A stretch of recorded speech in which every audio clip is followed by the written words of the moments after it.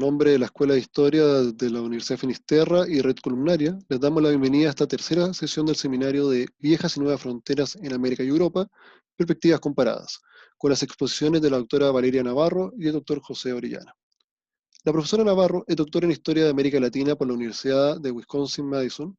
Actualmente se desempeña como docente en las universidades Cardenal Silva Enríquez y Diego Portales. Trabaja sobre temas de judíos en América Latina, en particular su vinculación política en el siglo XX. Ha escrito varios artículos sobre este tema, y en esta presentación, titulada Historia de vida de mujeres judías en el siglo XX chileno, explora desde el género la experiencia de judías a través de las fronteras. El profesor Orellana es doctor en estudios americanos con especialidad en estudios internacionales del Instituto de IDEA USACH y magíster en ciencia política de la Universidad de Chile. Actualmente es académico de la Escuela de Ciencias Políticas y Relaciones Internacionales de la Universidad Academia Humanismo Cristiano. Sus intereses investigativos se encuentran en las temáticas medioambientales, institucionales y las relaciones internacionales. Las tres analizadas con el enfoque politólogo territorial. Es colaborador en distintos medios académicos y de comunicaciones y nos presenta la ponencia La frontera boliviana de los mitos, no solo el marítimo. Las preguntas, ¿cierto? Si les pedimos que las canalicen a través del chat, después de las dos presentaciones las iremos respondiendo y también dejaremos un espacio con el micrófono abierto también para preguntas ya en directo. Sin más interrupciones entonces, y agradeciendo la asistencia, dejo con ustedes a la doctora Valeria Navarro. Muchas gracias, Raimundo, muchas gracias a los asistentes y muchas gracias a la organización de este seminario y que, como comentamos al principio, ha tenido varios ires y venires, varias pausas, por decirlo así, pero que finalmente tenemos la posibilidad de compartir estos trabajos que con tanto cariño y con tanto interés se los presentamos. Yo voy a voy a leerles un pequeño, el artículo que estoy preparando para nuestro seminario, y para la publicación del seminario, y que está basado en la investigación que estoy emprendiendo y que espero que logre tener un buen término, por decirlo así. ¿Me pueden decir si es que ven bien, por favor, el PowerPoint? Sí, se ve bien. Ya. Sí, se ve bien. Este artículo se explora cómo distintas mujeres judías fueron agentes de integración y participación política de grupos de migrantes en sus nuevos países. Acercarnos a la experiencia de las mujeres judías en procesos de inmigración, integración, negociación y adaptación a la vida local nos entrega una visión global de cómo el género es una variable importante en la experiencia de los migrantes. Se busca visibilizar las vivencias de las mujeres judías migrantes que ha sido generalmente ignorado y silenciado en la producción académica sobre este colectivo en Chile. Desde los ojos de las mujeres, la experiencia política, migratoria y social tiene carices distintos. Sobre las mujeres pesan exigencias y expectativas que dependen de la cultura con la que se han formado, del entorno en el que han crecido y las posibilidades que le ha abierto la sociedad en la que vive. Se considera cómo se adhiere un factor adicional al proceso migrante en el cual las mujeres deben enfrentarse a nuevos entornos, culturas y posibilidades. Y una arista adicional emerge cuando se suma el factor religioso o étnico-cultural para aquellas mujeres que migran y enfrentan un nuevo escenario y tienen una religión distinta tanto en el lugar de origen como al de llegada. Este es el caso de diversas generaciones de mujeres judías que han llegado a Chile que llegaron a Chile durante la primera parte del siglo XX. Ellas enfrentaron los desafíos de las luchas de género, sumados a los desafíos de la migración y al ser la otra edad en la sociedad chilena. Acceder a la historia de las mujeres puede ser complejo. Las fuentes tradicionales en la historia no dan cuenta de aspectos importantes en los que se desarrolla su vida. Por esta razón, esta investigación propone la utilización de diversas fuentes para acercarse a las mujeres como sujeto. Y es a través de cuentos, novelas, artículos en prensas o entrevistas en profundidad a los descendientes, cartas personales, que nos entregan una visión más amplia sobre la experiencia de vida de las mujeres judías en Chile. Esta serie de documentos se encuentran en una diversidad de archivos públicos y privados, que permite revisar las múltiples formas a través de las cuales mujeres judías fueron parte del proceso de construcción del colectivo judío chileno y de la sociedad chilena en general. Esta investigación en particular propone una serie de preguntas que incluyen si es que hay una experiencia judía particular de las mujeres que se revelen en la migración, si es que hay espacios de desarrollo en los cuales pudieron incorporarse las mujeres judías, si es que hubo instancias de discriminación o segregación en su incorporación a la sociedad chilena, y cómo se construye este ser judío, ser mujer y ser chileno. Okay. A continuación me centraré en la historia de vida de dos mujeres, que son hermanas, que migraron a Chile a principios del siglo XX. Sonia y Dora Guralnik, que representan dos formas en las que se dio la integración de las mujeres judías al país. Me concentraré, dado el tiempo de la presentación, en algunos hechos de su vida y en el significado que tuvieron para ellas el cruzar fronteras, en las múltiples dimensiones que esto de cruzar fronteras puede tener. En el caso de Dora, Dora Guralnik, el primer contacto que tuvo esta joven con el mundo político fue en su natal Shmelnik, en la actual Ucrania, antigua Unión Soviética, cuando tenía 8 años de edad, en que asistió a la Casa de la Cultura creada por la Unión Soviética para educar a la población.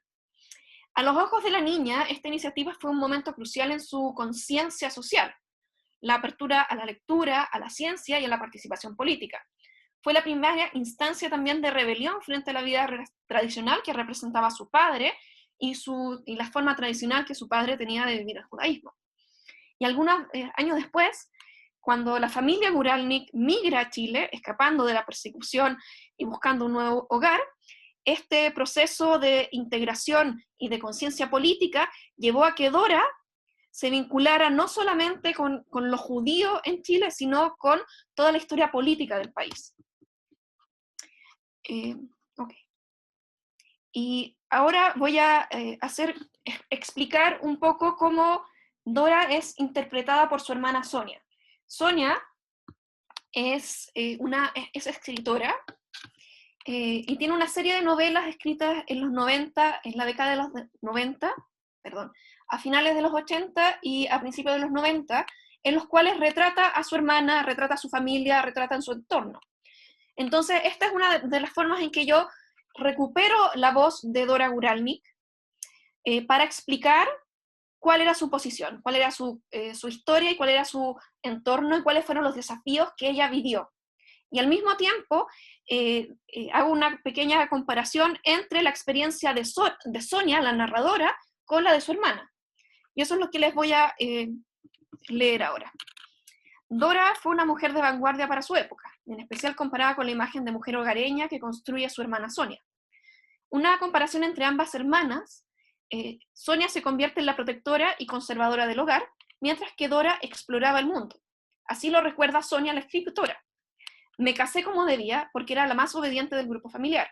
Y tuve hijos y fui buena madre, con leche, con cuentos hasta altas horas de la noche. Dueña de casa casi perfecta que debería aprender a cocinar, y así lo hice, sumisa. Todo debía salir perfecto. A diferencia de Sonia, Dora vivía fuera de la casa y era quien sacaba a su hermana y la llevaba a conocer el mundo, a conocer la política, a conocer las luchas sociales que Sonia no observaba desde su rol de dueña de casa. Algunos ejemplos en las narraciones de Sonia nos muestran estas características personales que vinculaban a Dora con la política. En el primer cuento, Sonia recuerda un viaje que tenían proyectado los tres hermanos, porque está Sonia, está Dora y está Jaime Guralnik, y que planeaban visitar la zona de Kiev, de su Shmelnik natal, para la conmemoración de los 50 años de la Revolución Bolchevique, en 1967. Y en ese entorno, Dora alzaba la voz, les recordaba la importancia del evento y declaraba: ha llegado la hora de encontrarse con la libertad. Y para su hermana Sonia, esta era una prueba más del carácter de su hermana. Dora, con su voz magnífica, conductora de pueblos. Los otros ejemplos provienen de un cuento que se llama Despedida y que son dedicados a su hermana, a Dora Guralnik. En ellos, Sonia recuerda la compañía y la motivación dadas por su hermana para que ella se imbuyera en el ambiente de la política nacional durante la campaña electoral y durante los años de la Unidad Popular. Dora, entre comillas, fue la que me descubrió la marcha por las Alamedas de Neruda en el año 70. Ese año dejé de ser una dueña de casa con traje de sastre y vestida de peluquería. Ayudé a mi hermana mano a mano. Recorrí cantando con Tito y otros, que no me acuerdo, cantos de Víctor Jara, de La Violeta, por la Alameda, cuando habían nombrado a Salvador presidente de Chile. Qué feliz, qué libre me hizo sentir Dora, que me enseñó a volar fuera de la rutina, que me enseñó la delicia de hacer aquello en lo que uno cree. Me acuerdo que esa noche volví a la casa a las 2 de la mañana, sola, libre y feliz. Dora se convierte en la catapulta que ayuda a su hermana a traspasar las barreras políticas, sociales y de género para trasladarla a la calle en la que ella se transforma. Mientras, en el otro cuento, cuando las estrellas no pueden más descansada, junto con recordar el contraste entre la niña Dora, que recitaba la Biblia, y la joven adolescente Dora, que recitaba el Capital, su hermana Dora es descrita como valiente, decidida, líder. También retrata su compromiso con la sociedad, al decir que incluso después de recién casada y con un hijo pequeño, Dora estudiaba mientras amamantaba y luego siempre trabajaba para los demás, mirando más allá del tiempo y la patria socialista que vendría para el hombre nuevo. El compromiso de Dora aparece también en el cuento, de nuevo en el cuento Despedida, cuando su hermana consiguió un trabajo. El partido le consiguió un trabajo en el Cemento El Menón, se me levantaba muy temprano. Luego trabajó en un policlínico en la calle Vicuña Maquena, siempre con el deber en la mano, como un soldado. No desmayó jamás, tampoco cuando trabajó en un bajo escalafón de número 1 en la Unidad de Salud Metropolitana. Rechazó el grado más alto. Era consecuente hasta el máximo, férrea y frágil, tierna y dura, como una pequeña guerrera. Esta consecuencia es una constante en la descripción de Dora Guralnik por parte de sus familias. Ricardo, el hijo menor de Dora, y su esposa Viviana tienen un recuerdo similar a lo planteado por Sonia en su cuento, y por lo que también recuerda el hermano de Ricardo, Eduardo. En su vida, ella fue súper consecuente. Una de las características fue esa. Ella se hizo comunista de joven y nunca dejó de serlo, y nunca dejó de trabajar. Por otro lado, ella era judía, claramente se sentía absolutamente judía. Y en lo que yo recuerdo, en las únicas discrepancias que tuvo con los comunistas chilenos fue en relación al tema de Israel, y ella siempre se mantuvo en sus principios, nunca dejó de trabajar hasta el día que se murió, siendo comunista, siendo judía, siguió siendo comunista. Y yo creo que eso es una señal de consecuencia y rectitud. Deme un segundito.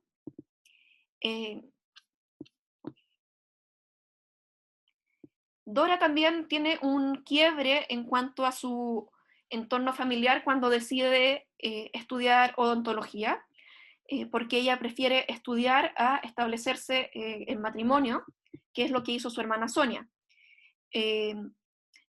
Sonia ya se había decidido dejar de estudiar y se había casado. Su matrimonio apareció en uno de los principales periódicos judíos de 1935, mientras que Dora opta a estudiar odontología y seguir estudiando incluso después de casada, mostrando una fortaleza de esta joven.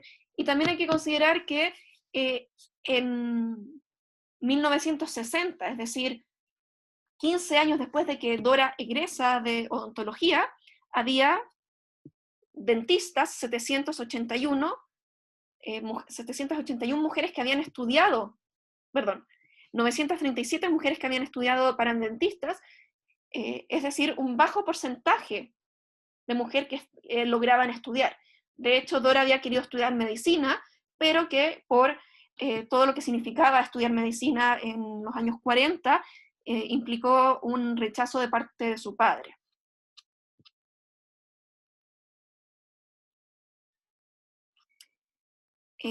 Pero a pesar de sus estudios, Dora no ejerció como dentista y trabajó en el negocio de su marido, en el Economato, es un negocio de abarrotes que tenía Julio, su marido, en la calle Bio Bio.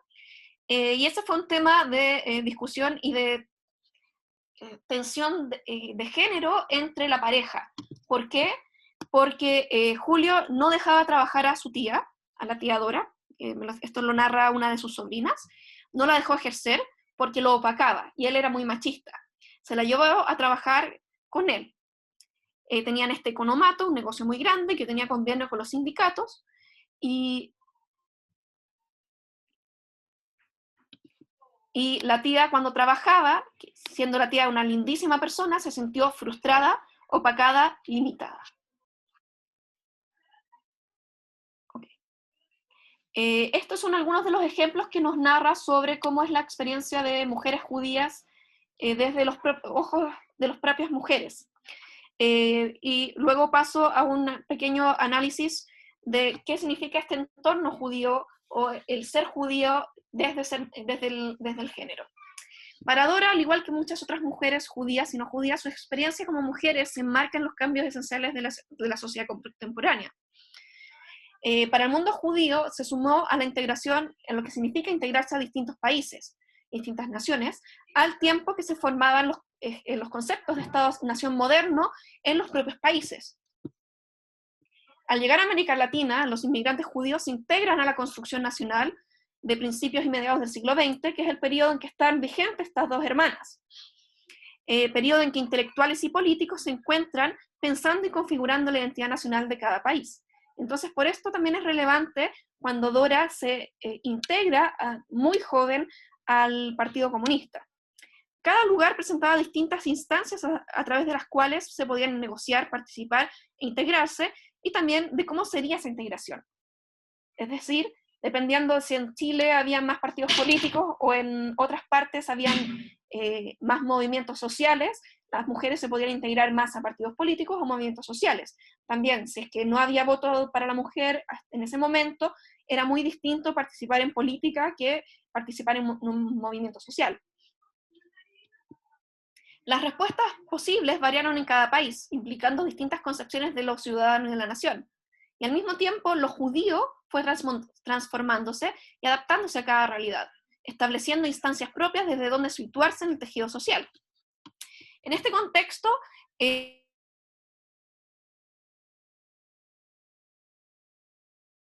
vive el mundo judío en cada país.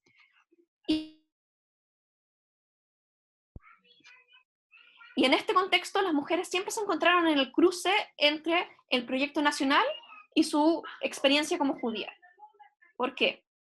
Porque la familia judía, que era la principal unidad de socialización, de educación, de transmisión de valores, de construcción de identidad, se enfrentó de formas distintas en cada país y de acuerdo a las características de cada familia, se enfrentó a lo que era adaptarse a un mundo distinto, a un mundo con nuevos desafíos. Y esto fue este desafío se expresó en transformaciones, en muchos casos diálogos, pero también en confrontación entre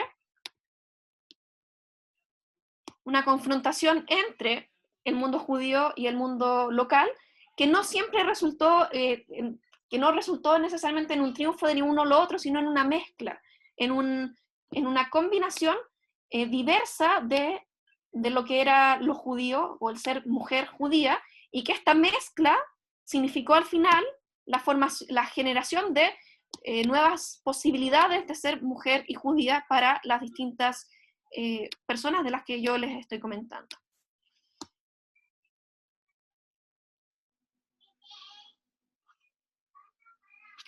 Y junto con, para ir cerrando, hay una serie de fuentes y de cuentos escritos por Sonia Guralnik que nos relatan cuál fue la experiencia de estas dos mujeres y que siempre en el contraste Sonia representa el hogar, representa la continuidad, pero incluso ella es también representante de un quiebre, y este quiebre lo representa cuando ella narra su relación con su padre, que es también un tema de cómo las familias judías se van adaptando y se van relacionando con el entorno chileno. Porque, por ejemplo, el idioma español era un desafío, era considerado por el padre judío tradicionalista como un desafío a el ser judío en Chile, el hecho de hablar español. Y cuando Sonia empieza a escribir en español de pequeña, cada vez que su padre encontraba su cuaderno de cuentos, se lo destruía, lo rompía. Sí, parece bastante dramática la escena. Probablemente para la niña Sonia que escribía los cuentos y que volcaba su alma ahí también era dramático. Pero después este idioma que era su desafío se convierte en su hogar, en el hogar de Sonia Guralnik. ¿Por qué? Porque después en sus propios cuentos relata, en el mismo cuento que nos relata cómo el padre le destruía su cuaderno de los milagros, en ese mismo cuento, después Sonia expresa cómo ella puede cantar en el mismo idioma que sus nietos, puede jugar y pueden cantar Arroz con leche, es la canción que ella cuenta con sus nietos. ¿Qué es la diferencia que tuvo sus hijos con su abuelo? Que no hablaban el mismo idioma. Entonces, esa es, por ejemplo, una de las fronteras que hablamos de traspaso, de transgresión, que experimentaron estas mujeres judías en la década de los años 40, 50. Okay. Como en el tiempo, Valeria. Por eso, iba a cerrar. Muchas gracias. Quizás haya salido más desordenado de lo que pensé, pero espero que hayan seguido las ideas principales. Muchas gracias, Raimundo. Muchas gracias a la doctora Navarro, ¿cierto? Como les decía, las preguntas las pueden ir canalizando por el chat, y dejamos entonces ahora con ustedes al doctor José Antonio Orellana, que tiene el micrófono silenciado por si acaso. Ahí sí. Para compartir. Para compartir. Abajo tienes que aparecer una barra verde, un botón verde que se comparte pantalla. Sí.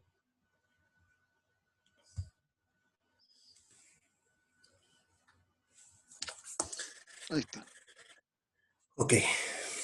Bueno, antes que todo, saludarlos, contarles que esta presentación tiene dos líneas. Una, producto del ejercicio que me permitió hacer la presentación en el Instituto IDEA para el grado de doctor finalmente.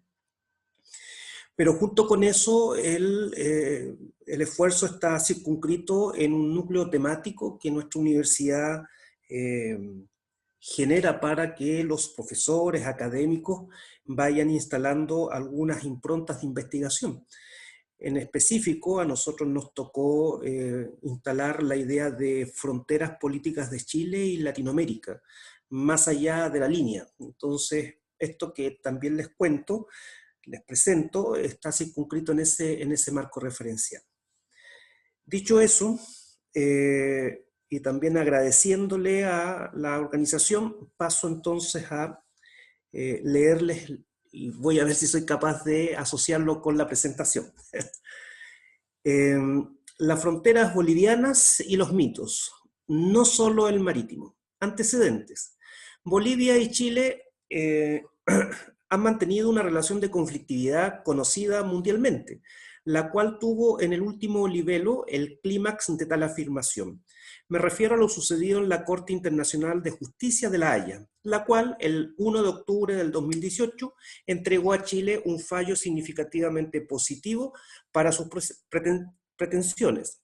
Me atrevería a decir sorpresivamente positivo, conforme la interpretación que se realizaba desde tierras nacionales sobre el comportamiento que había tenido este organismo internacional en otros niveles, y en lo particular respecto de Perú, cuando Chile fue demandado por ese país a propósito de la frontera marítima, indicaba otra cosa, muy distinta de lo que terminó siendo el 1 de octubre del 2018.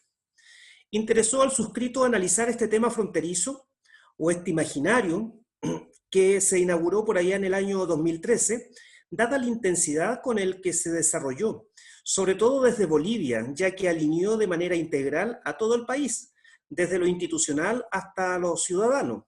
Se pretendió un análisis que desde las relaciones internacionales no necesariamente se encuentra en un desarrollo óptimo, me atrevería a decir, para escrutar problemáticas como esta, la cual es de una preocupación de primer orden para el Estado chileno. Me refiero a profundizar en los marcos referenciales que permite el constructivismo social, el cual aborda la problemática consignada desde las ideas, las identidades, mitologías, leyendas y otras consideraciones que escapan de los intereses convencionales de las relaciones internacionales cuando son los realismos e idealismos políticos los cuales en la evolución epistemológica de la disciplina han derivado a los debates que usualmente son considerados neo-idealista, neo-realista, y las diversas nomenclaturas que están ahí contenidas. El constructivismo social. Para Richard Price y Christian Reus Smith, definen el constructivismo a partir de tres supuestos ontológicos que asume la teoría sobre la vida social y su impacto en la política internacional. 1. La importancia de las estructuras ideacionales al igual que las materiales. 2. Identidades como constitutivas de los intereses y acciones. 3. Agentes y estructuras que se encuentran mutuamente construidos. Para Alexander Benz, principal autor constructivista de las relaciones internacionales, los principios básicos del mismo son: 1. Que las estructuras de la asociación humana están determinadas principalmente por ideas compartidas, más que por fuerzas materiales. 2. Que las identidades y los intereses de los actores internacionales están construidos por esas ideas compartidas en lugar de estar dados de manera natural. Otro autor, Barnett, indica: el mundo está definido por fuerzas materiales y de ideas, pero aquellas ideas no están relacionadas a las creencias o al estado psicológico que reside dentro de nuestras cabezas. Esas ideas son sociales. Nuestro mapa mental está conformado por ideas colectivamente sostenidas, tales como conocimiento, símbolos, lenguaje y reglas. El idealismo no rechaza la realidad, sino que observa su significado y construcción desde ese material realmente dependiente de las ideas y la interpretación. Dicho eso, a propósito ahora ya del mito, es que así es como se deriva a abordar la problemática o conflictividad planteada desde la categoría de mito, la cual se entiende como una contribuyente a la de identidad en general y la nacional en particular, entendiéndola como se esbozó un poco más arriba. Para ello se trabajó sobre dos autores principales que parecieron importantes. Por una parte, con el profesor García Pelayo, español, para definir objetivamente qué es el mito, en la medida de lo posible, como él mismo indica. Y con Guillermo Frankovich, boliviano, respecto de la descripción de los mitos bolivianos.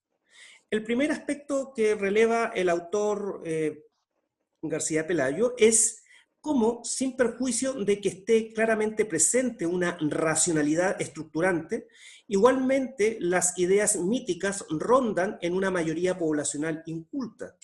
Pero no solo ello, sino que se transforman en el etos de la cultura política global.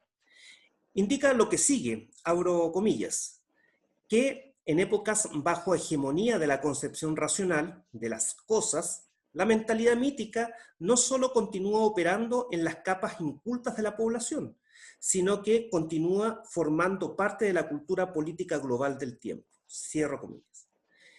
El segundo aspecto es el referido a cómo, ante una absoluta predominancia de la cuestión racional para entenderse y relacionarse en sociedad, igualmente se encuentra el mito presente. Como se observa, esta interpretación se encuentra estrechamente relacionada con la anterior.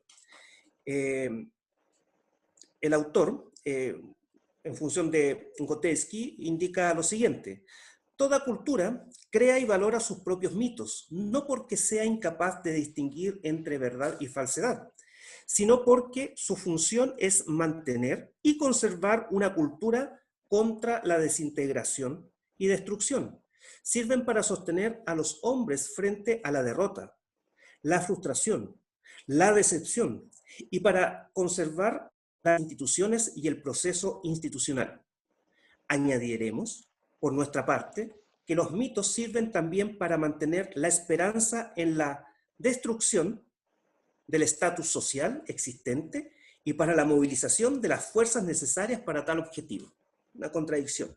Cierro comillas. Así, García Pelayo proyecta 3 momentos en los cuales debería entenderse la categoría de mito para que cumpla su función social y política. Una primera está referida a la configuración. Otra está referida a la función del mito. Y la última es la efectividad del mito. Respecto a la configuración, la entiende como un conjunto de representaciones, no tanto manifestadas en conceptos, cuanto en imágenes y símbolos, no ordenadas sistemáticamente, sino que confundidas y amalgamadas en un todo, y susceptibles de modificaciones mientras se conserve el núcleo. Pero en términos generales puede decirse que, y aquí lo define como mitologema, añade al objeto atributos que no tiene, margina lo que puede poseer de negativo o de positivo, lo perfecciona con arreglo a su propio patrón, lo abstrae de su condicionamiento histórico hasta darle una realidad intemporal, establece conexiones inexistentes, totaliza un fenómeno parcial, reduce sus complejidades a simplificaciones, etc. Respecto de la función, el autor la integra en función de 3 siguientes dimensiones: la integración, la movilización y la clarificación. La integración a propósito de cómo vivimos el mito. La movilización, la participación en el mito deriva en la movilización para la acción o la pasión. Y la clarificación, que yo creo que es muy interesante, permite clarificación a partir de sus imágenes y símbolos, los que se encuentran dispuestos en forma vaga, inconcreta y difusa, proporcionando además esquemas interpretativos de una totalidad o parcialidad del proceso, permitiendo orientación a las personas. La efectividad, que es la tercera gran dimensión: configuración, la función y ahora la efectividad.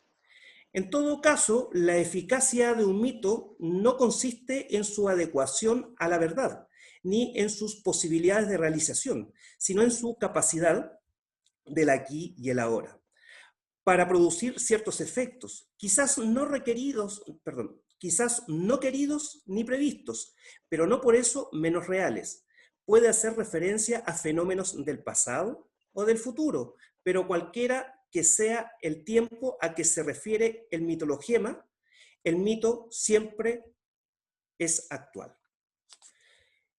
Hay otras consideraciones que las voy a obviar en función del tiempo, para entrar derechamente a los mitos de Bolivia, que son abordados por el profesor Guillermo Frankovich.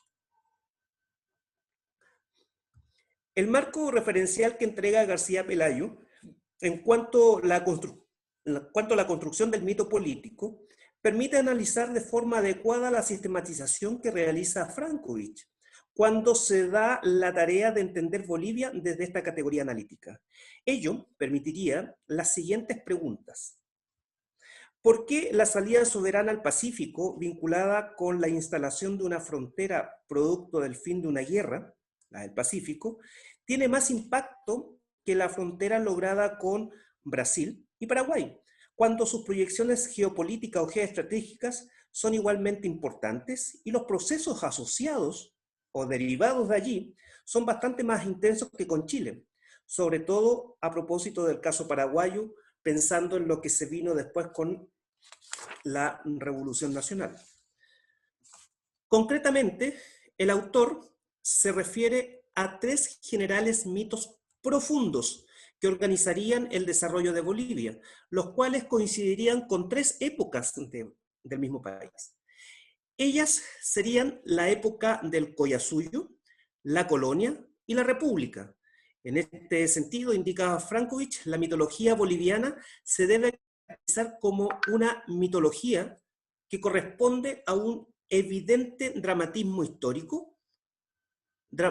Dramatismo histórico. Nuestro pasado es una sucesión de conflictos, perdón, comillas, abro comillas, como mitología que corresponde a un evidente dramatismo histórico. Nuestro pasado es una sucesión de conflictos. Cada época niega la anterior.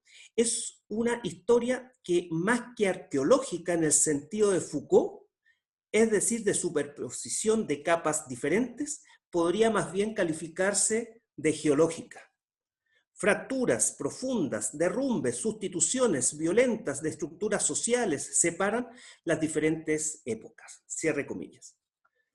Entre los mitos que consigna están los que ya indiqué, el mito primordial que se asocia al Collasuyo y tiene que ver con las piedras y las montañas.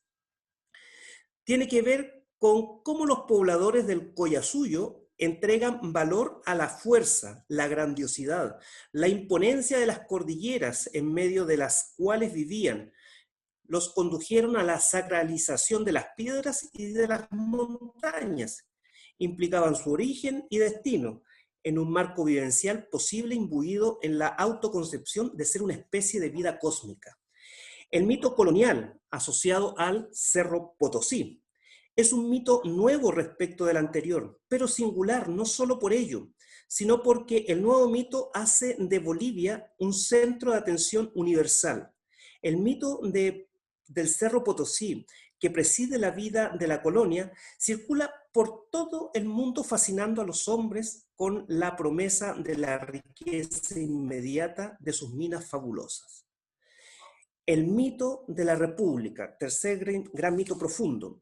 El proceso de independencia, el que duró alrededor de 16 años, permitiendo la República, engendró, comillas, engendró el mito que denominamos del espectro español, que durante casi un siglo y medio hizo de que los bolivianos repudiáramos primero, negáramos después y finalmente ignoráramos totalmente nuestro pasado, haciendo que nos sintiéramos huérfanos de este. Cierro comillas. Sobre estos 3 grandes mitos profundos que define Frankovich, instala una serie de otros mitos.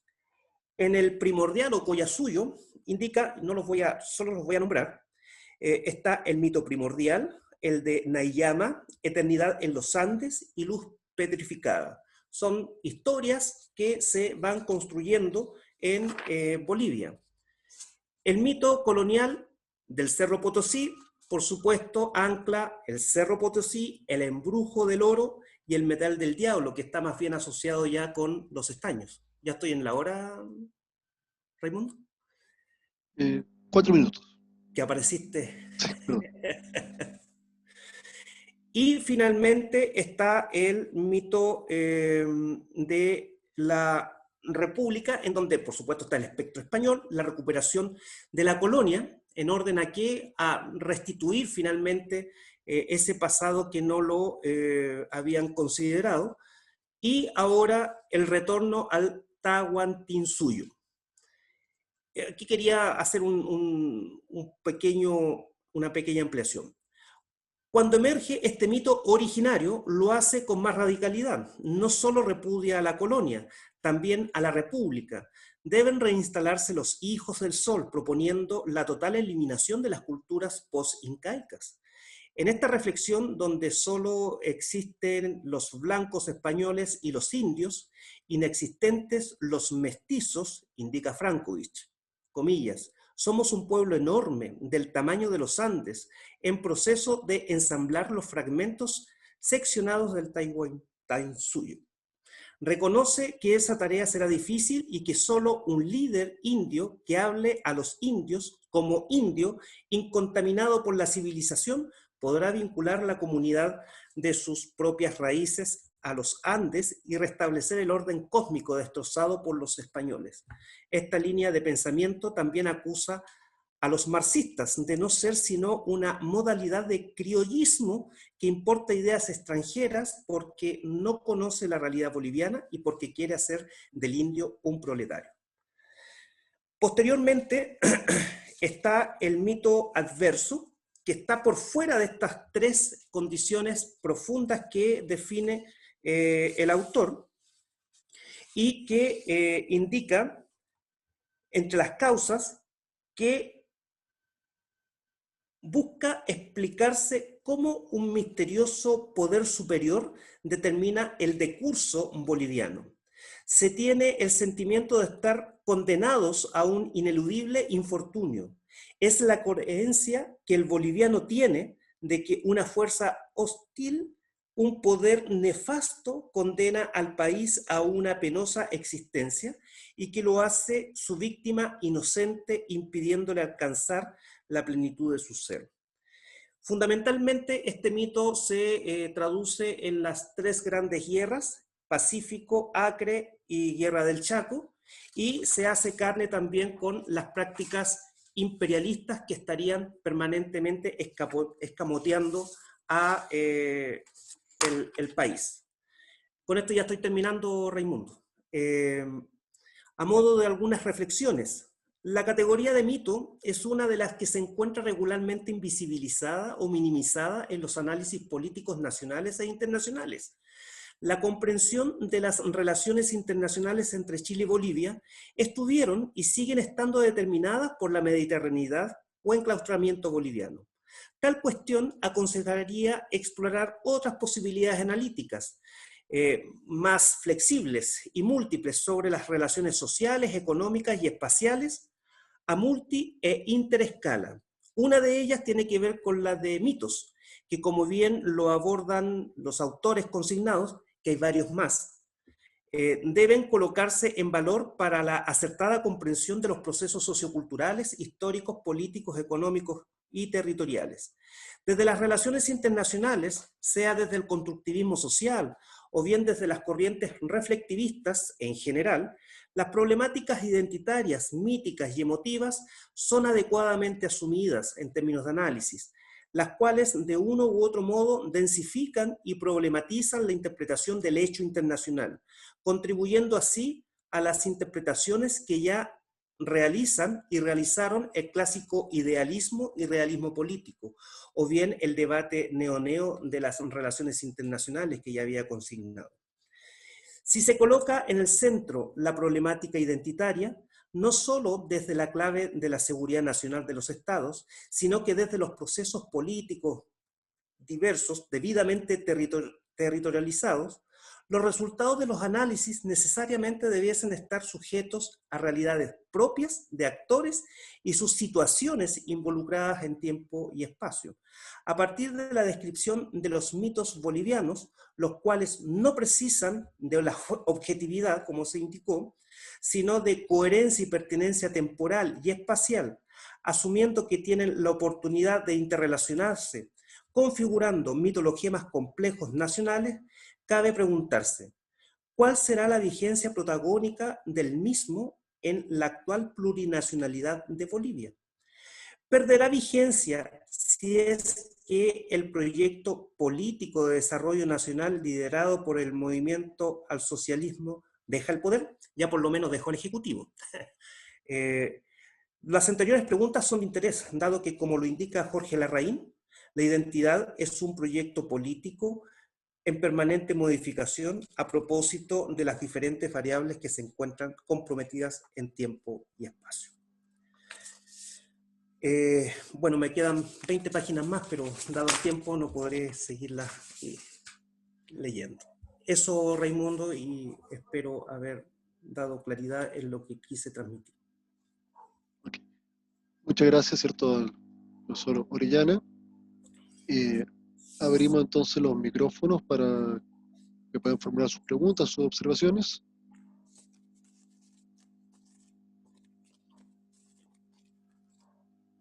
Ahí acaba de subir en el chat una, de parte, la voy a leer, para la profesora Navarro. Dice: desde la primera década del siglo XX, la migración judía en la región y en Chile aumentó de forma considerable. Se fundaron tempranamente a inicios del siglo organizaciones judías como Sociedad Unión Israelita de Chile. ¿Cuál fue el rol de la mujer en estos espacios de sociabilidad? Macarena, respondo al tiro, pero si hay más preguntas. Al tiro, mientras tanto. Muchas gracias, Macarena, por tu pregunta muy interesante. Hay muy poco registro sobre cuál es la participación de las mujeres judías en las primeras organizaciones, como fue la Sociedad Unión Israelita de Chile. En estas instituciones, de las que hay registros, todos los participantes, todos los directores eran hombres.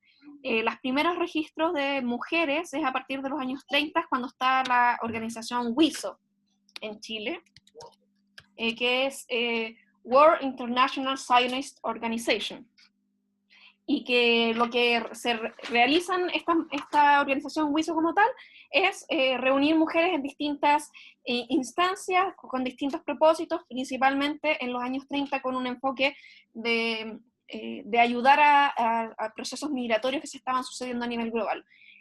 No tengo registros en la Sociedad Unión Israelita de Chile si es que hay la participación de mujeres, pero cuando hay mujeres siempre están en la mayoría de las veces en situaciones en cargos como secundarios. Sin embargo, hay algunas instituciones y algunas mujeres que destacaron en cada una de las instituciones que existen. Por ejemplo, está Eliana Bronfman, que ella destacó en la Federación de Estudiantes Secundarios de Chile, la FES. Hay mujeres que participaron en una organización que se llamaba AGI, que ocupaban en el mismo cargo, en el mismo rol que los hombres, y también hay una señora que se llama Adela de Fliman. Sabemos que se llama Adela de Fliman, no sabemos su apellido original, y ella fue una líder en todas las instituciones políticas judías de los años 40 y 50. Pero sobre esta Sociedad Unión Israelita de Chile en particular no tenemos información. Lo que sí te puedo comentar es que, como se dan muchos casos durante esa época, las mujeres estaban a cargo del hogar cuando los hombres salían a participar políticamente. Entonces, si es que te digo, sin saber, sin tener la fuente exacta, sin tener la información exacta de ese momento, lo más probable es que las mujeres hayan estado apoyando a las organizaciones de sus maridos y realizando todo el apoyo secundario a cualquier iniciativa que había. Espero que eso responda a tu pregunta. Bien. Cedemos entonces la palabra si alguien tiene alguna otra consulta, porque yo por lo menos tengo un par, pero quisiera darle la palabra primero a... ¿Qué más? Bueno, mientras tanto voy a hacer yo consultas que tengo, agradecer a los dos las exposiciones. Tengo preguntas para los dos, la verdad. Voy a partir por Valeria. ¿Cierto? Una duda que siempre me genera el tema de la migración, especialmente a Chile. Tú dices que, si me acuerdo, venían de Ucrania, ¿cierto? Esta familia. Claro, esta familia viene de Ucrania. En Chile hay una migración rusa importante, relativamente importante, a partir de la posrevolución, en los años 20, ¿cierto? Se crea una colectividad. y en el caso del judaísmo, ¿cierto? El judaísmo había sufrido persecución de parte de los zares, ¿cierto? Entonces, la duda que tengo yo primero es, ¿cuál es la ruta o por qué se viene a Chile? Generalmente los judíos que migraban a América lo hacían a Brasil y Argentina. Era raro venirse a Chile, nunca fue la primera opción para nadie. Y en ese otro punto, ¿cierto? O sea, ¿por qué venir a Chile? Y segundo, ¿qué pasó acá con el caso de la discriminación? Porque me imagino que habiendo siempre una comunidad muy pequeña judía en Chile, también ser mujer, ser judía y ser migrante debe haber sido por lo menos una carga en contra. Esa era una duda. Y voy a hacer tiro la pregunta a José Antonio para cerrar, que es sobre el tema del tema del mito. Yo trabajo el tema de los mitos en la cronística. Y claro, en el caso boliviano siempre ha llamado la atención eso. Bolivia ha perdido muchas guerras, ha perdido mucho territorio, de hecho, mucho más territorio por kilómetros cuadrados que los que perdió con Chile. Pero no tiene ningún impacto. Mi pregunta es si la pérdida del mar no viene a ser una suerte de mito fundacional de la República Boliviana como tal. Es decir, el trauma iniciático que explicaría todo su futuro, más que explicar su pasado. En ese sentido, un elemento de validación fundacional propio muy particular en ese sentido, si me lo pudiera responder. Gracias. José Antonio, ¿vas tú y yo? Voy yo. Mira, normalmente las personas que vienen a Chile en los años 20, 30, antes de la migración alemana, está dada por presencia de familias acá, de familiares. Y ese es el caso de la familia Guralnik. Tienen un primo, de hecho, de la familia Fliman, de la misma señora que participa en las organizaciones que escribí ahí en el chat, son primos de la mamá. Entonces ellos habían llegado antes y les mandan información, algunas cartas, y que por eso vienen a Chile. Y el caso de esta familia también se da como una migración post-revolución y no pre-revolución por el contexto de persecución antisemita como un pogrom.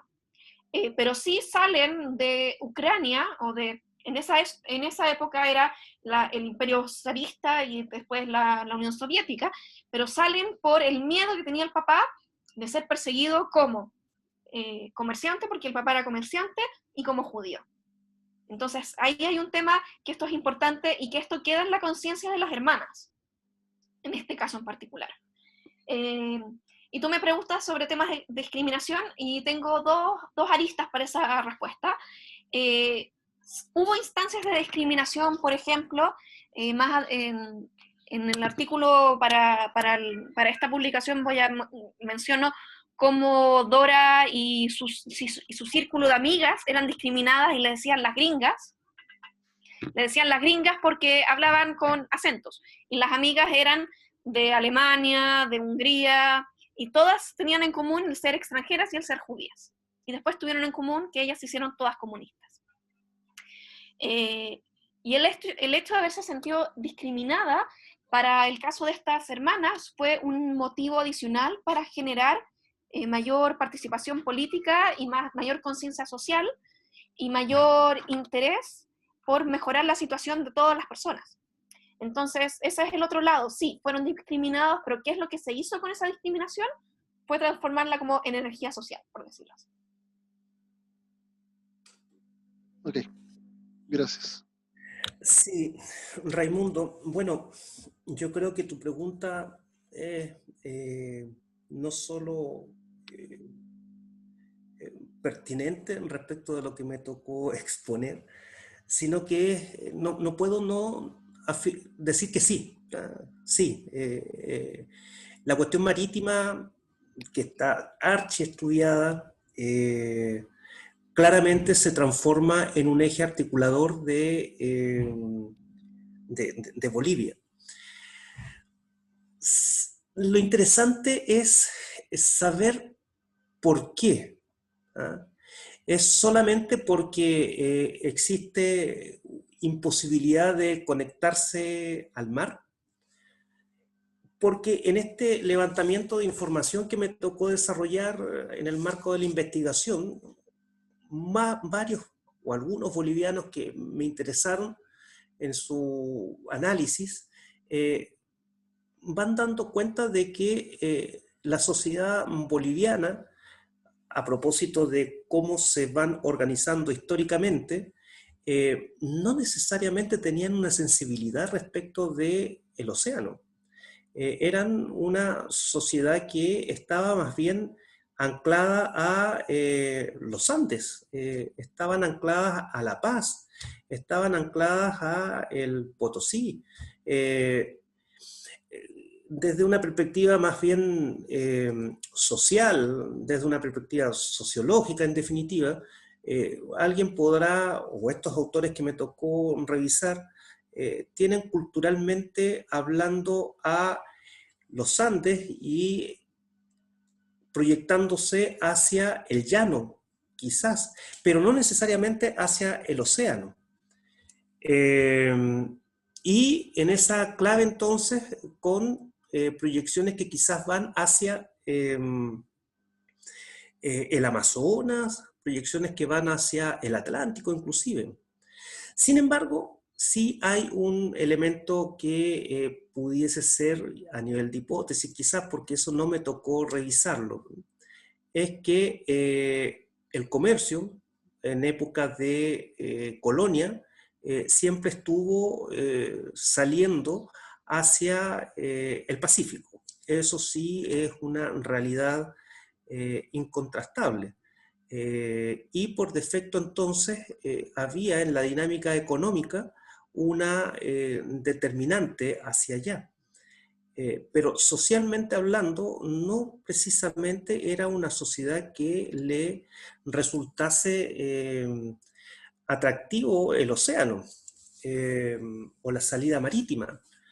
Y desde esa dimensión, yo en esta revisión que me tocó realizar, intenté anclar algunas, y que está a nivel de hipótesis, algunas circunstancias que de pronto pueden explicar o podrían explicar el por qué finalmente se transforma en una cuestión tan potente y que se proyecta no solamente hacia una expresión boliviana altiplánica, sino que también se proyecta hacia el resto del país. Y que me atrevería a decir es el que perder el océano es también, no solamente es perder el océano, sino que también es perder parte importante de lo que económica e históricamente fue relevante para Bolivia. Es la cordillera. ¿Tá? Se pierde cordillera, se pierde una expresión topográfica, geográfica, llena de recursos. Y desde esa dimensión también se trastoca desde estos mitos profundos, la cuestión de más bien étnica, cultural, ancestral, y por lo tanto va consolidando en esta idea de mitologema, como lo plantea García Pelayo, creo, ojo, esto es como para seguirlo estudiando, una síntesis que no se explica, creo yo, única y exclusivamente por mar. Sí es importante, ¿ah? Sí es importante, pero sí yo creo que es capaz de ir articulando otras sensaciones mitológicas que lo van fortaleciendo. Con esto, en alguna parte del trabajo, indico que sin perjuicio de lo que ocurra con Evo Morales, que ya sabemos qué es lo que está ocurriendo con Evo, sin perjuicio de lo que ocurra con el MAS, que también sabemos en qué está el MAS, sí durante casi 5 años, se agregó una cosa más al mito marítimo, y que lo va a hacer seguramente más sólido, que es la trascendencia a la constitucionalización del mismo y una suerte de indianización del mismo, porque el mito ya no solo marítimo, no solo se proyecta a una sociedad criolla del ayer sino que también trasciende hacia estas expresiones étnicamente excluidas, pero que hoy día son capaces también de entender en el mito marítimo un momento de coherencia y de apropiación del mismo. Por defecto, entonces, más allá o junto con preocuparnos de esta relación conflictiva respecto de Chile y Bolivia, a propósito de la salida al mar, es entender por qué la salida al mar es capaz de ir amalgamando otras sensibilidades emocionales, míticas, y que no basta solamente con decir que es harto, es harto, que es el mito fundante de la nación boliviana. Muchas gracias. Hay una pregunta acá de Paula Cafarena para José Antonio. Dice, ¿la pérdida del territorio que generó la guerra del Chaco podría ser un factor para explicar el cambio de mirada hacia el Pacífico?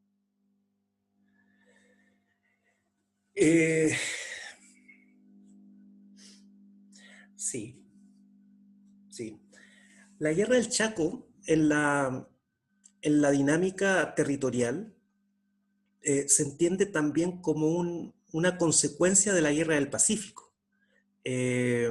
Una vez que Bolivia entra en la constatación de que ya perdió una territorialidad que se va transformando gradualmente en más importante, cuando además internamente se va instalando un dejo de menoscabo, se afirma que las circunstancias propias de ese menoscabo precisa de superarlo. ¿Y cómo se supera? Se supera en función de buscar otra conflictividad, no porque la queramos buscar per se, sino porque se generan las condiciones para que ello ocurra, ¿no? Y en parte se supone que, perdido el litoral, es que, respecto a lo que me alcanzó el tiempo a investigar, se ve allí no solamente la oportunidad de revitalizarse internamente como sociedad, como etos, sino que también proyectarse hacia el Amazonas y el Atlántico, ¿no? Y ante la evidencia de que tampoco es posible, claramente ese conflicto lleva hacia la mirada hacia el Pacífico. Pero aquí hay un tema que es todavía más complejo, porque la guerra del Chaco, según indican algunos historiadores, la guerra del Chaco fue el momento de la conciencia nacional, la conciencia nacional retrospectiva. Perdimos, guerreamos en el Chaco durante 3 años, perdimos, pero en ese proceso hubo remiradas y extrañamente se afirma que la pérdida del océano con Chile respecto de lo que fue el Chaco se instaló como una idea legitimante, una idea de retrospectiva, de redimensionamiento, de revalorización. ¿Ah? Entonces, yo diría que, claro que no solo por la cuestión de la conectividad económica, sino que tiene que ver con los temas de conciencia histórica, conciencia nacional. Oh, perdimos la salida al mar, ¿verdad? Y eso tendría contradictoriamente una profundidad de comprensión en lo que fue la misma guerra del Chaco, que después sirvió como punta de lanza respecto de la Revolución Nacional desde la década de los 50 en adelante, que es otro momento de revalidación de las pérdidas territoriales que tuvo en Bolivia, y que sin perjuicio de que no hubo necesariamente una conflictividad tan intensa respecto de Chile durante los 50 en adelante. Es más, unos indican que fue de las mejores épocas en la relación bilateral entre Chile y Bolivia. No es igual a que no se generara un redimensionamiento a la pérdida marítima.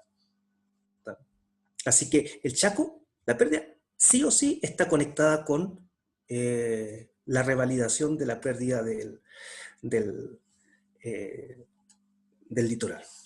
Sí, linealmente. Muchas gracias, dice ahí Paula Cafarena. ¿Más dudas, comentarios a las exposiciones? Porque yo tengo una cosita que agregarte. Para los dos, la verdad. Que bueno, esto de tanto la definición del inmigrante como el mito son temas que me ha tocado alguna vez estudiar. Podríamos entonces afirmar que aquí hay un tema con la otredad, ¿cierto? En cuanto a, en el caso, ¿cierto?, de la migración, la identificación con ese otro que, aunque sea social, culturalmente distinto, pertenece a esa marginalidad, ¿cierto?, y al mismo tiempo estar excluido por el otro, hace que estas mujeres hayan girado, por ejemplo, hacia el comunismo y hacia esa idea, aparte, y en el caso de Bolivia, ¿cierto?, la otredad, en cuanto a que finalmente se han definido en cuanto a su derrota frente a un otro, independiente que tan consistente en sí esa derrota en ese momento, ¿cierto? Pero en el fondo el haberse enfrentado al otro y haber sido derrotado por el otro es lo que los define como nación, como tal, ¿cierto?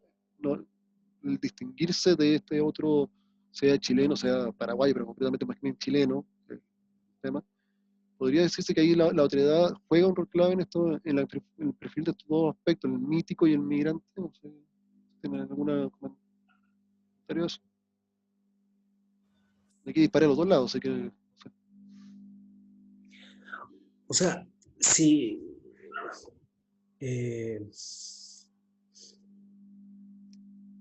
todos modos, es lineal, es lineal.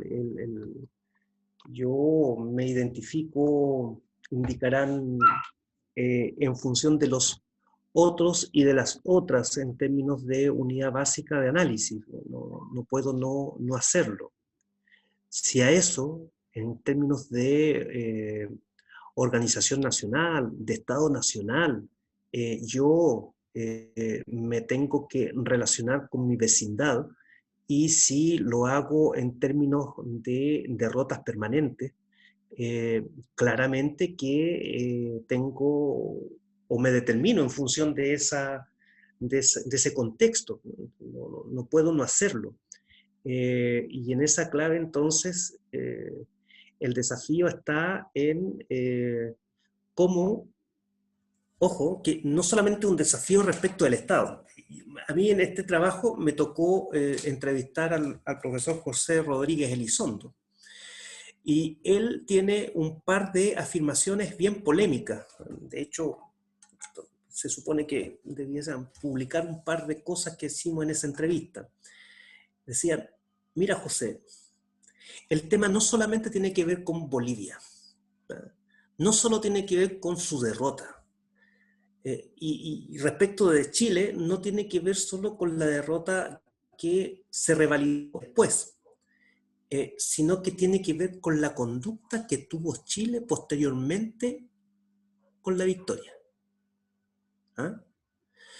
Entonces, la otredad que define al boliviano, a la sociedad boliviana, al ethos boliviano, también tiene que ver con la conducta del otro. ¿Tá?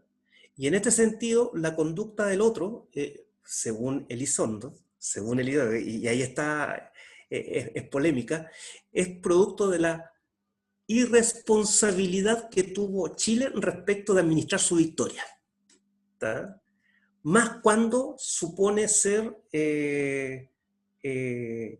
la pérdida del litoral, el mito, como tú bien lo indicaste, Raimundo, fundacional de Bolivia, esa no comprensión de lo que significó, significa y muy probablemente va a seguir significando para Bolivia la pérdida del litoral. Y entonces, en ese sentido, ese otro, que es Chile, no empatiza con esa derrota. Y allí José Rodríguez Elizondo no es para nada un constructivista social, no lo es. Él es un realista. Entonces él lo afirma desde el realismo político. Chile no fue lo suficientemente empático respecto de cómo administrar su victoria.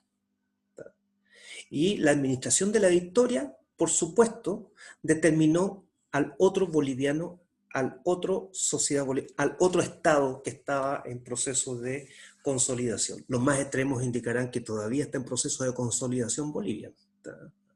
A portas tenemos lo que tenemos, con lo que implica Añez, con su golpe de Estado, sin perjuicio de cómo se le tipifique, una situación independiente del contexto, ¿no? Una fracturada Bolivia que los más extremos indicarán todavía está en proceso de consolidación. Pero para efectos de Chile, claramente Bolivia se construye desde allí, pero también hay una responsabilidad, y yo creo que tiene razón allí José Rodríguez Elizondo, sin perjuicio que parta desde el realismo político, tiene razón en la mala administración de la victoria chilena sobre el Estado boliviano. Gracias. Mira, creo que es muy interesante plantearlo desde la otredad. Pensando en lo que decía José Antonio, por ejemplo, mi mente se iba a la población indígena nativa de Bolivia, que también es construido como el otro, y como eso también influye en cómo Chile se relaciona con este país al que derrota. Y desde esa misma perspectiva, cómo se construye la concepción de nación chilena, está también referida primero a quién es chileno, quién no es chileno, desde Nicolás Palacio, y siguiendo con toda la construcción nacional de mediados del siglo XX, y que después también el rol de mujer tiene un posicionamiento particular dentro de cómo se está construyendo el Estado-Nación. Eso lo explica Karin Rosenblatt en su libro, en este momento no me acuerdo el nombre en inglés, y en el caso de la mujer campesina, Heidi Tinsman, en que la mujer se convierte en un otro, y a ese otro agrégale el ser étnicamente o religiosamente distinto. Entonces sí, la mujer judía es un otro desde muchas formas, pero también ser ese otro desde distintas perspectivas les abre posibilidades de alianza y de conexión con otros grupos que quizás un hombre judío no hubiese abierto. Y hay mucha literatura que nos habla del judío como el otro en Europa, sobre el antisemitismo, que en esta investigación no es el tema que yo estoy presentando, pero sí, ser el otro da una conciencia y una visión distinta de cuáles son los quiebres, los matices y como los clivajes que tiene cada sociedad. ¿Qué es posible hacer para una mujer judía? Va a estar determinado por ser judía y por ser mujer. Entonces esa es la combinación que yo traté de mostrar en estas dos hermanas. Siendo un mismo entorno familiar, una puede estudiar en la universidad y ser comunista revolucionaria, y la otra no, porque ella se atiene más a los estándares que tenía la sociedad y el entorno judío y de clase media de la época. Entonces sí, la otra edad es relevante, y creo que también es una frontera que se puede y que en muchos casos muchas personas han traspasado. Entonces no son cosas estáticas tampoco. porque en un momento uno es otro, pero también hay otros en estas otredades, o sea, se va sumando, no son excluyentes, por decirlo así. Raimundo, ¿Sí? disculpa, yo, esta cosa de la otredad no es parte de lo que yo regularmente estudio en la finura, pero me atrevo a una siguiente reflexión. A propósito de la otredad, ¿quién nos dice que el mito adverso que plantea Frankovich, como este mito de la imposibilidad que tiene Bolivia de salir adelante, y que está anclado a estas dos grandes líneas, que es pérdidas territoriales y el factor imperialista, que no permite que ello... Ese mito adverso también tiene que ver con esta construcción de del otro respecto de Bolivia, ¿no? También se ancla en esa circunstancia. Y como para dejarlo en puntos suspensivos, los mitos bajan y suben, indicará Frankovich. ¿No será hoy día momento de que suba el mito de la adversidad para algunas interpretaciones? Solo eso. Sí. Bueno, el mito sí, el mito tiene esa característica. El mito se revalida, se oculta, se vuelve a rescatar. Los mitos nacionales, especialmente de América Latina, tienen esa característica. O sea, el nacionalismo chileno y todo el mito también en cuanto a la guerra del Pacífico. Chile también tiene un elemento fundacional con la guerra del Pacífico y brutal. Tan brutal que si tomamos nuestros billetes, de los 5 billetes que teníamos circulando, 2 hay personajes de la guerra del Pacífico. O sea, así de fuerte lo tenemos también. O sea, Chile se valida también a partir también de esa otredad. El mito y la otredad tienen esa doble dimensionalidad.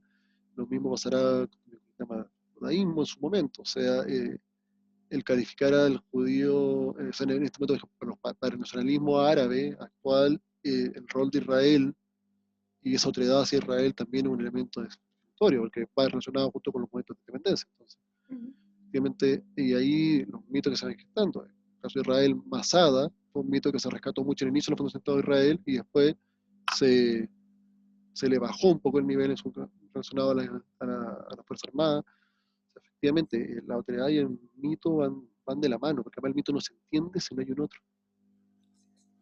El mito es para validarse frente a un otro, esencialmente. Ahí estoy pensando en la Neida, por ejemplo, y el destino romano, civilizar el mundo, o el mito de la reconquista, en el caso hispano, o la guerra de Arauco, en nuestro caso también. Los mitos que ahora políticamente no sería correcto validar. Una guerra de Arauco para algunos sectores y para otros, sí. Entonces, ahí creo que hay, claro, efectivamente, que esto tiene que gustar. Ahí Ignacio Checas tenía algo que decir. Oye, es que también me motivó, bueno, encontré muy buenos los dos aportes, me encantaron. A mí me recordó mucho esto, lo que decía Mircea Eliade sobre el mito y el hilo témpore. La noción de que hay un periodo fuera de la historia que explica lo que nosotros somos. Así lo entendía, me parece a mí, Eliade, ¿no? Esa especie como de realidad prístina, allá en los inicios, ¿no? Y por eso en los mitos fundacionales, ¿no? Que explican lo que somos. Y yo creo que en esto a mí me sirve mucho para entender también lo que nos presentaba Valeria. En el judaísmo el mito fundacional sobre la mujer es muy fuerte. Y está ahí bíblicamente súper anclado, y no solo en el relato de Adán y Eva, sino que en muchos relatos de la Tanaj hebrea aparece siempre un prototipo de lo que es la mujer, ¿no? Creo que también ahí hay una conexión entre lo que Valeria proponía y José Antonio, ¿no? Estas ideas de que tenemos que conformar. O sea, ¿por qué son tan difíciles las rupturas, ¿no? Y las rupturas, por ejemplo, de estas hermanas con su pasado, porque es romper con lo que supuestamente debemos ser porque en el principio fue así. Encuentro muy interesante lo que dices, Ignacio. Es muy...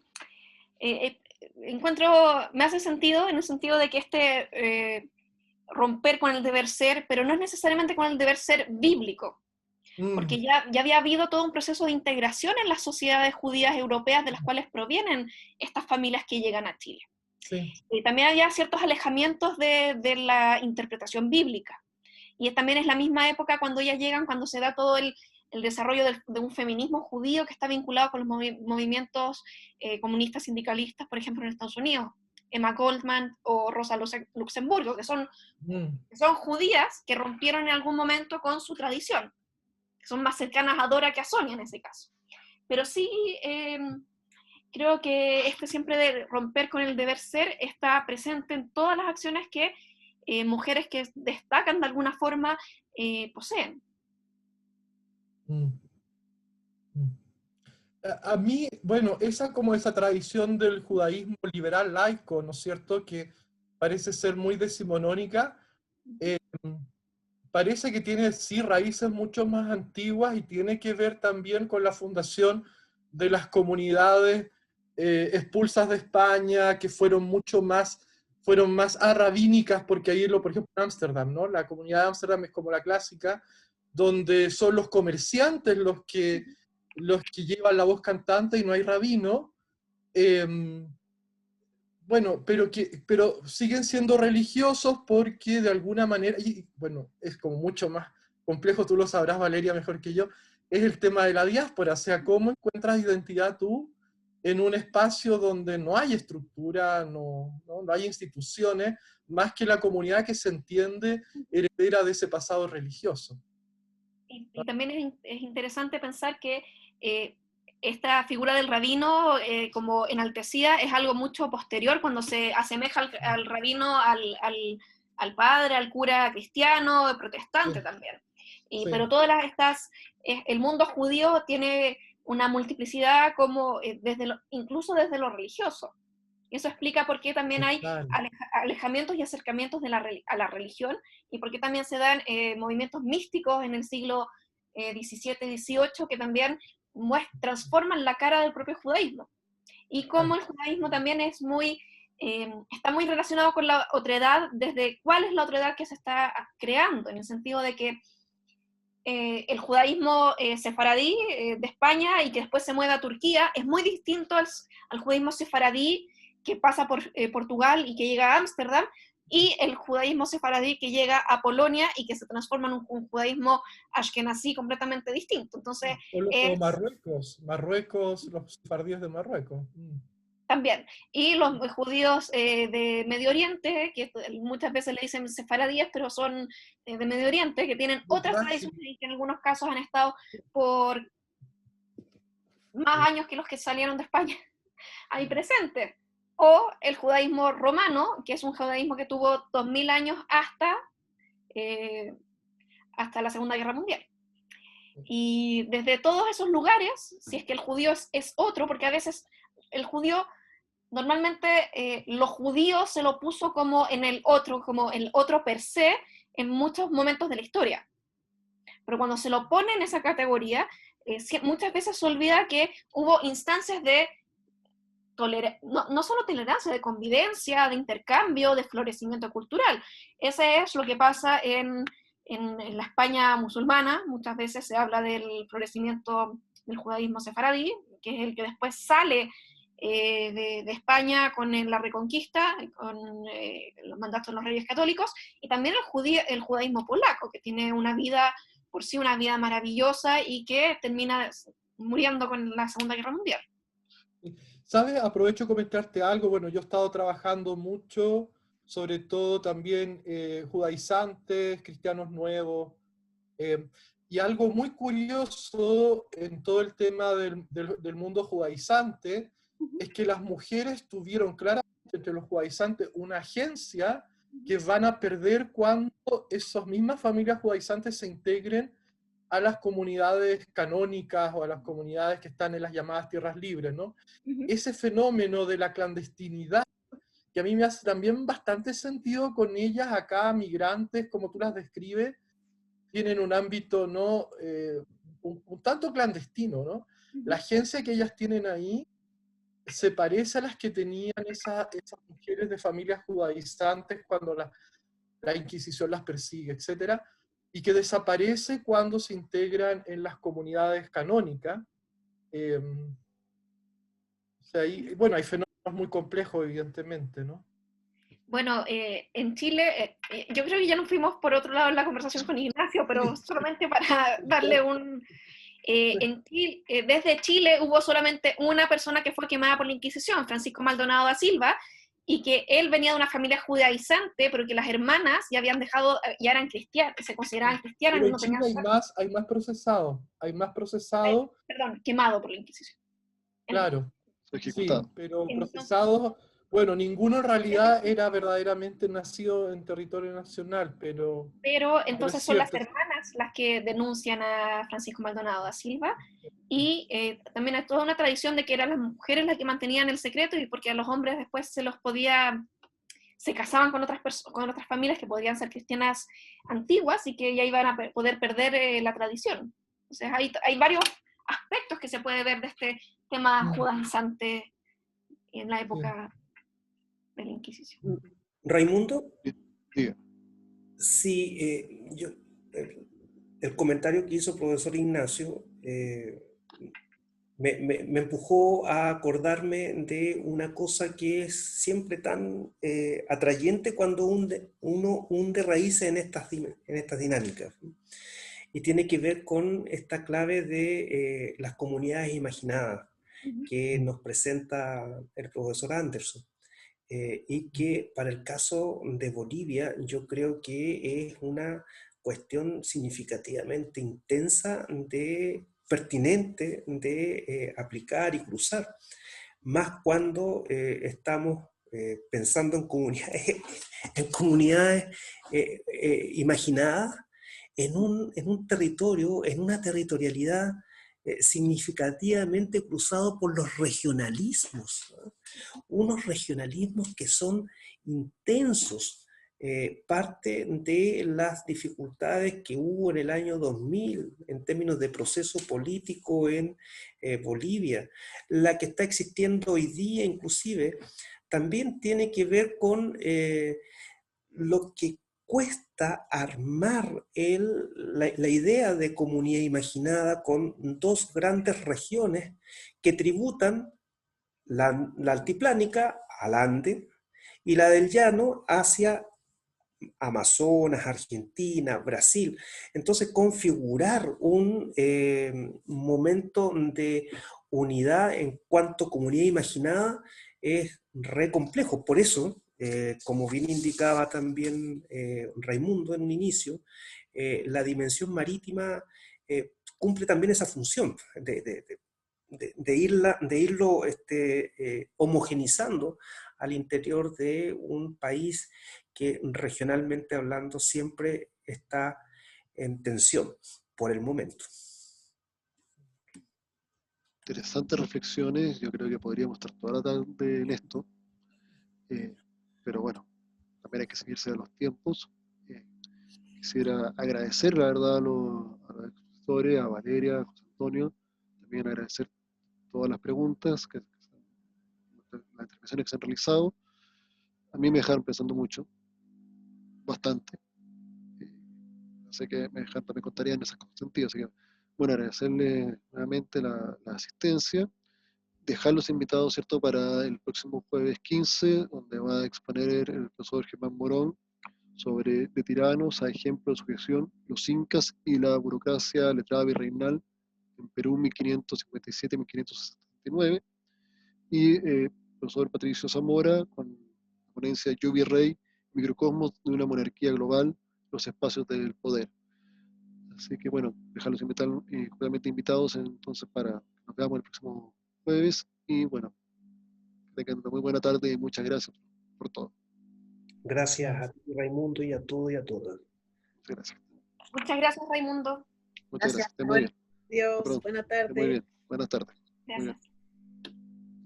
Chao, muchas gracias. Gracias a ustedes. Muy bien.